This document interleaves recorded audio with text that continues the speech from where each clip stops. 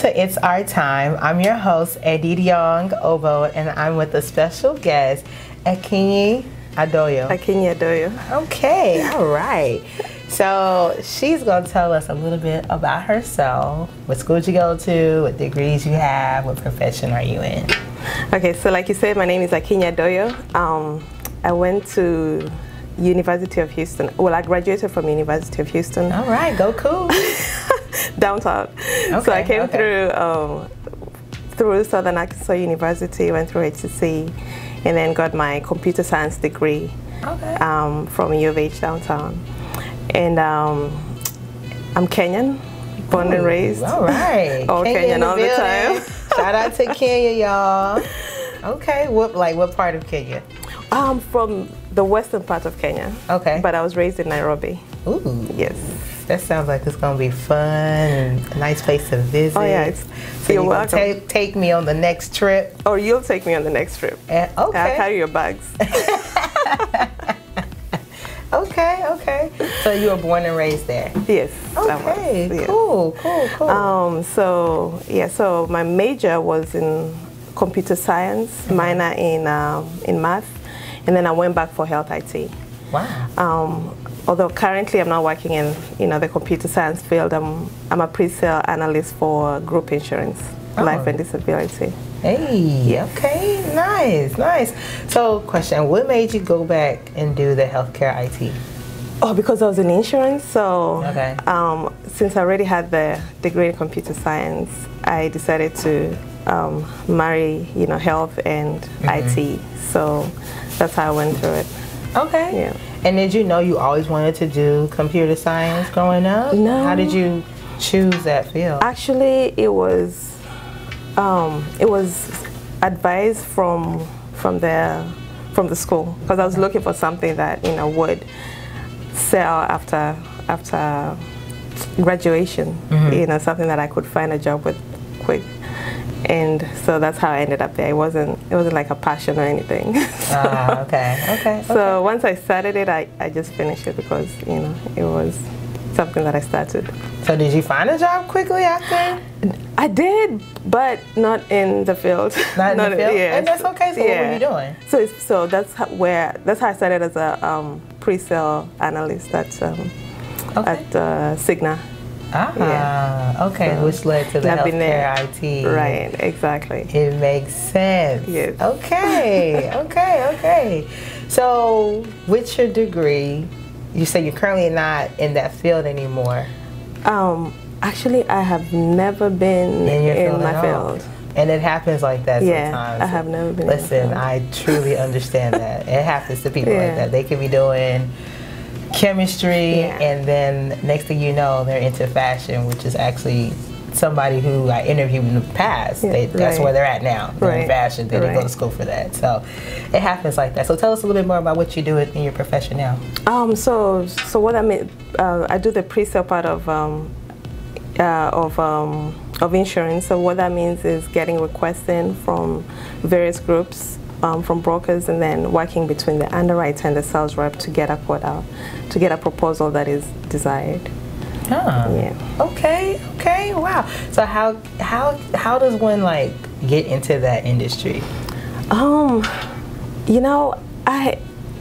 I got it through a job fair at St. Thomas. I just happened to fall into it. Right. The insurance industry is mainly really connected, so a lot of people refer each other, mostly. So for me, I just stumbled upon it looking for a computer science job. Right. But then they didn't have anything in Houston, so that's what I started. Because when I was looking for a job at that time, I just had my son. He was a baby then, so I needed something in Houston. So, yeah. So I ended up there. So how do you like it now? I like it. I like the people I work with, and I like the flexibility. It allows me to do other things, to be, a mother, juggle a little more. So tell us about the balance now. Like, you're a mother, you're also a full-time professional. I'm pretty sure you have other things that you're working on. So tell us how you balance your time. I think planning, really making sure you have everything on the calendar. So I try on Sundays to look through what I have to do, and then look through what my son has to do, and then follow through with that, and just take it one step at a time. One step it's all life, you know. Right. Yeah. Listen, y'all, planning is important. You heard it from her directly. Get you a calendar. You don't have a 2018 calendar, find you one, put your days together, plan your life accordingly. It helps. It helps. Okay. A lot. Listen, I got my calendar. 2 new calendars this year. Nice. I'm quite excited about them. Okay. As long as you use them, right? Right. You gotta use them, y'all. It's not for decoration. Yeah. Write your stuff down, your appointments, okay? So, tell us about your move here to America from Kenya. How was that experience for you? So when I came to Houston, I went through an agency in Nairobi that helped with finding the school, which happened to be in Arkansas. Oh. So you can imagine how much culture shock I went through. Tell us about that culture, Arkansas. I know. So you go to a place where there's only one Walmart, one McDonald's, you know, everything is, you know, so different. Very simple life. Exactly. Yeah. That was interesting. Yeah. So the good thing is that I was on campus, so I really didn't need to move around a lot. And then the city was small, or it is small. So it was little things like, you know, when you order for food, you know, if you want French fries, you have to learn it's chips. You know, so because when you ask for chips, you get crisps, which is what we call, you know, chip. So American chips is, in Kenya we call them crisps. And then so you have to learn little things like that. Right. It can get frustrating at some point, but you know, you get used to it with time. You learn to, you know, go through with it. Okay. Yeah. So I stayed there for one semester, and then came to Houston. So how did you make the shift from Arkansas to Houston? So I had a cousin in Houston. Okay. Yeah, that had been here for a couple of years before me. So I needed somewhere where, you know, someone can at least show me the ropes. Right. So my plan was to come, maybe find a job, and then go back to Arkansas. But you know, it didn't work out that way. So ended up staying.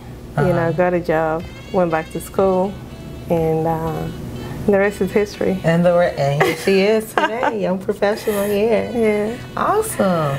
So I know that you are doing some other things outside of work and being a mother, such as I believe you have a nonprofit. So tell us about your nonprofit. Okay, so the nonprofit is Friends of Africa. Okay. It's called Friends of Africa, and we have 3 major tenets. We have culture, passion, and connection. So we focus on those 3 things.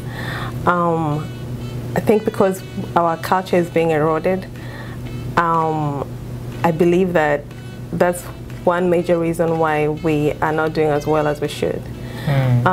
So I say the universe placed us in Kenya, an area called Samburu.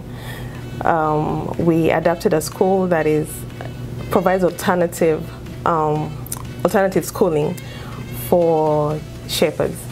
So shepherds are kids that would go in search of pasture for their livestock during the day, and they don't have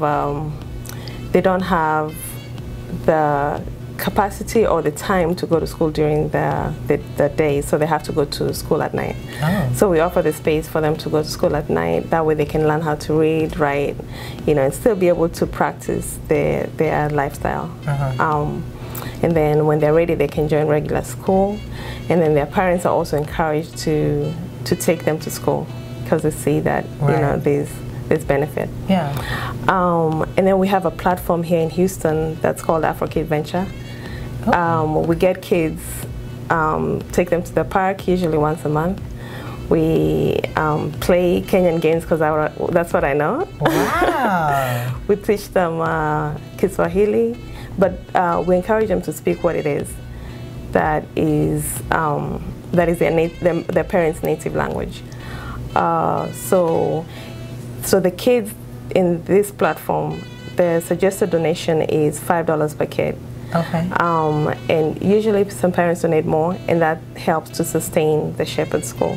Okay. Which has 3 satellites, and we have 3 teachers. Okay. So it's 2 programs running concurrently to help, to help with our mission. So with both programs, we're focusing on culture. We're focusing on finding what it is that makes a child spark, and then finding resources in the area that will, help, bring that child up, provide a learning space that will spark their interest. Wow. Yeah. That's definitely inspiring. So, what made you kind of birth this mission? Like, what was the desire for that? Well, I've always had a desire to help people. But what really pushed it from just being a thought to, doing it is I met my partner who at the time works in the building, and, he was also passionate about helping or giving back, in particular in Africa. So, when we talked and, we both, so that we were both serious, we started it, and then it transitioned over time to, not just sponsoring a child, right, but to going deeper and figuring out what it is that we're missing, and then just changing. So it developed from there. Okay. But it hasn't really always been, the way it is now. You have 2, like, actual international organization, and then something that helps locally. You rarely see that. You mostly see it's just either just international or just local, but you rarely see people doing both within their nonprofit. So that's awesome. So where can we find more information on this? Okay, so Friends of Africa is on Facebook at Friends of Africa, and on Facebook it's Friends of Africa 53. Okay. On Twitter it's FOA53. On Amazon Smiles, it's Friends of Africa, and on Instagram, it's Friends of Africa. Okay. So you guys, you heard her. You can find them online. Make sure you sign your kids up, right? Yes. $5 donations for each child. Hey, you mentioned something about the Kenyan Games. Yes. So give us an example of one of the games. Okay, so the game that's most liked by the kids is called Kati. Kati is dodgeball. Dodgeball. Yeah. That's cool. Right. So we play Kati. A lot of kids like Kati, and try and count in Kiswahili so that they can, they're encouraged to learn it. So there's Kati. We play Blada, which is like Chinese skipping rope. So that's also another one that's popular. And then racing games. Okay. Yeah. And we encourage parents to be involved because kids are happier when their parents are playing as well. Yeah, so definitely. it's fun for everyone. So sometimes I think we enjoy it more than the kids. So, quick question: what is your favorite Kenyan dish? Food. Ugali, sukuma wiki, and fish. Okay, so ugali is. Walk me through those. I know what fish is, but the other 2 I don't know. So walk me through. So ugali is like a bread. Okay. So it's like it's like fufu. Oh. For Nigeria. Wow. It's a maize meal, and then sukuma wiki is just collard greens. Greens? Yeah. Oh, okay. Collard greens, and then of course the tilapia. When we fry it, it's really good. Really good. Now I'm hungry. Wow. So you're gonna make me a dish. Yeah. Okay. You're welcome. Yeah. I will. Do you know of any like Kenyan restaurants out here in Houston? No, we don't have a Kenyan restaurant yet. Okay. We used to have one, but it closed down. So, but I'm sure soon we'll have one. Okay. Yeah. Not a problem. I can't wait to get that. All right, y'all. We're gonna go to a quick break. Join us again while I have Miss Akinyi Adoyo. Akinyi Adoyo. Okay. All right.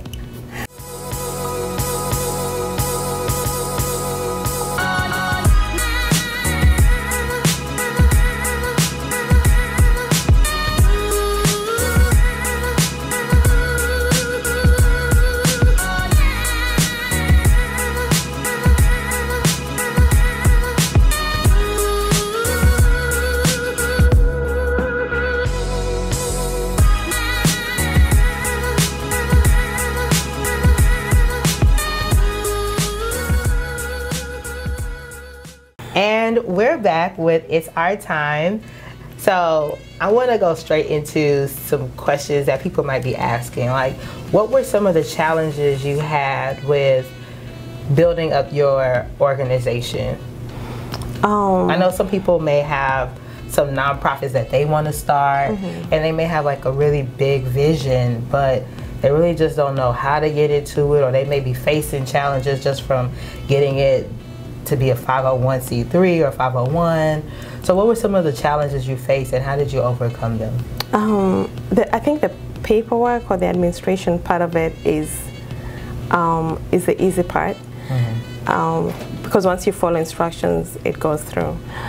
The challenge is really the unexpected, in terms of, the people you want to help might maybe not be ready for the help you want to give them at that time. And a lot of times we go in thinking that we know better, right, before learning the, those, or trying to connect with those we want to help. Right. So then you waste time, just maybe sending money, and you're not making a difference. You're doing the same thing the other thousands of nonprofits are doing. So I think that's a major challenge. Another challenge is finding volunteers that are honestly willing to help. Right. Many people have good intentions. Right. But there's always an expectation. Like maybe I'll get some credit, or maybe I'll make some money, or maybe I'll get a way to get into the country and invest.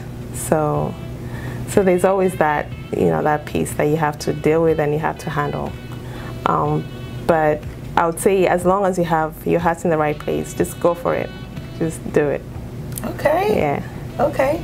So who are some people that inspire you? Like, who are your role models, or people who inspire you to keep doing this work? My family, for sure. They, even when I come up with crazy ideas, they will support. And specifically my son, he's always, cheering me on. Oh, yay. Yeah. How old is he? He's 13. Okay. He's 13. Yeah, so he's my #1 inspiration.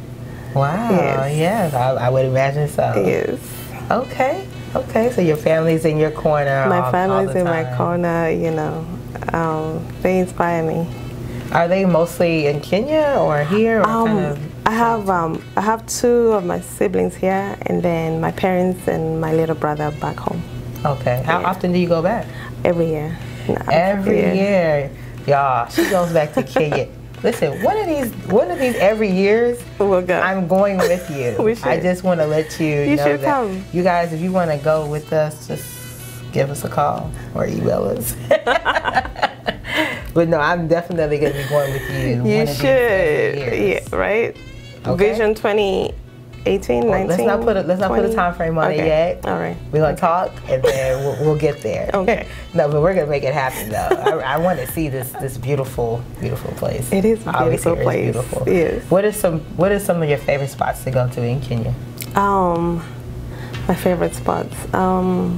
Usually the countryside for me is peaceful. Okay. Because I think Nairobi has become a concrete jungle. But it's I think it's a countryside that helps bring that, I guess, vacation feeling. Right. So I like going to my village. What's your village? It's Kano. Kano. Okay. It's in the western part of Kenya. Okay. And then Samburu, where the other program is such a beautiful place. It's hard to reach, but once you get there, it's beautiful.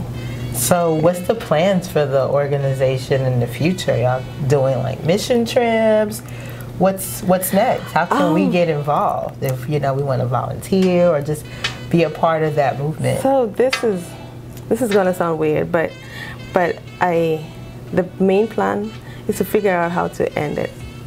Okay. Because you don't want to keep it forever. Yeah, you don't want to have a nonprofit you know, that's just helping, you know, people forever. So the goal is to find sustainable projects that, you know,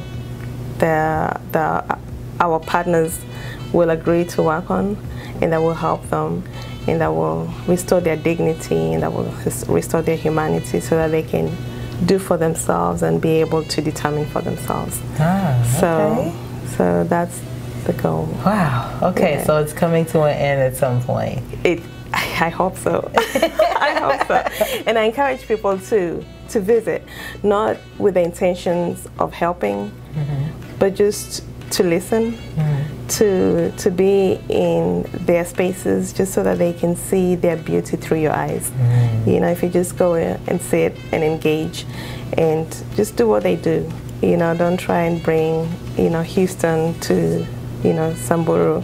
Right. You know, just, you know, if you're in Samburu, do what Samburu people do. Right. So I encourage people to visit, you know, just so that they can see themselves through you. You know, like a lot of times we consider those people underprivileged, and we forget that they're underprivileged because of those of us who are privileged. Right. So we need to check ourselves and see how we're contributing to that. Okay. Yeah.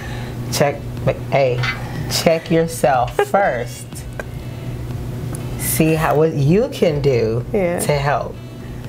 Okay. Yes. I got that.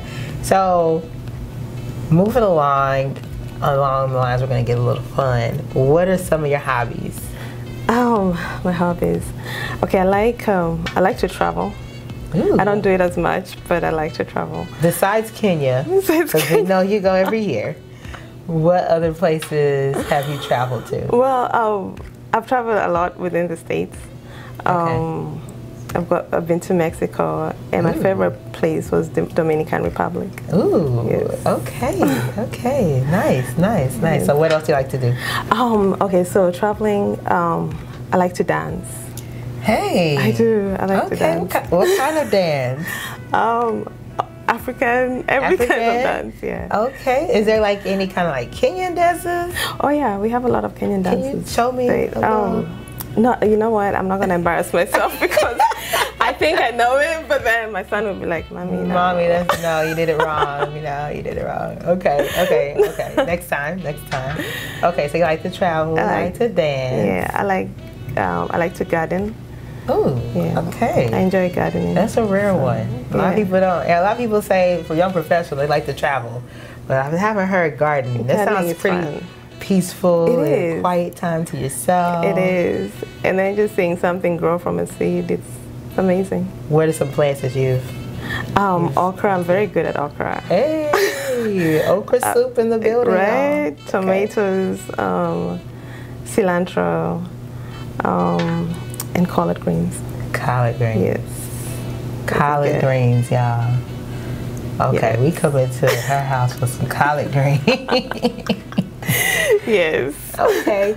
So I'm going to throw a little monkey wrench in there. Okay. So one of your siblings is a musical artist? Yes, he is. Tell us about that. Okay, so my brother Victor he has a few singles out now. Okay. The latest is Jolie. He's a name on Facebook and other social media platforms is Sasa Basi. Okay. So you can find him on Facebook, on Twitter, on Instagram, and his latest song is Jolie. He did Lakini Bado not too long ago, and all those are on YouTube. So wow. He's doing really good. So he does graphic design, he does music, and he does photography. So are you close with like all of your siblings? Yes, I am. So y'all are very knit. Yeah. Very well knit family. Yes, we are. Even so, is he in Kenya? Or he's in Kenya right now, but he'll be back in a couple of weeks. Okay. Yeah. Wow, that is amazing. Yes. Y'all, this lady here, she's just awesome. Like, thank you. We just love her outfit, her neck piece. Where'd you get your neck piece from? I got this from Manzi Closet, a Kenyan lady who sells. She sells her pieces at the shrine Oh, the Shrine of the Black Madonna? Yes, the Shrine of the Black Madonna on MLK. Okay. Wow. So usually 1st Saturdays of the month she's there, and she has really nice things. So I got this from her. Nice, nice. Okay. Yes. Well, that's our time. I want to thank you again for joining us on the show. Again, you guys can follow the show on Instagram. It's Our Time Talk Show, as well on Facebook as well. We're here always Tuesdays at 6, Fridays 7:30. Again, thank you again to our guest. Thank you. Akinyi Adoyo. You're doing good. Right. I got it right. And I'm signing out. I'm your host, Edidiong Obot. See you next time.